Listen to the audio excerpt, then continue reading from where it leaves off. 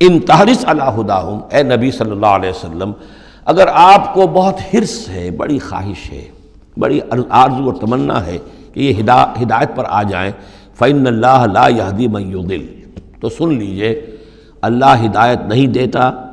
جس کی گمراہی پر اس کا فیصلہ ثبت ہو چکا ہو۔ یہ اللہ کا ایک قانون ہے، اس نے ہدایت منکشف کی، ایک آدمی پر ہدایت منکشف ہو گئی، اس نے رد کر دی، اللہ نے پھر اور موقع دیا، پھر اور موقع دیا، ایک وقت آ کر پھر اللہ تعالیٰ اب اس کی توفیق سلب کر لیتا ہے، اب وہ حق کو پہچان ہی نہیں سکتا، اب اس کی طرف سے مہر تصدیق ثبت ہو چکی ہے۔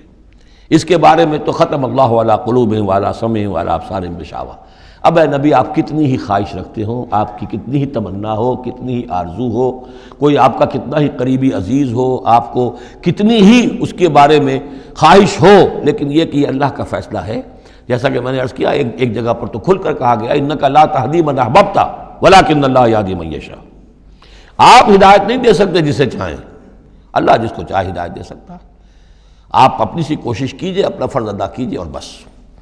ان تحرس علی ہداہم فإن اللہ لا یہدی من یضل،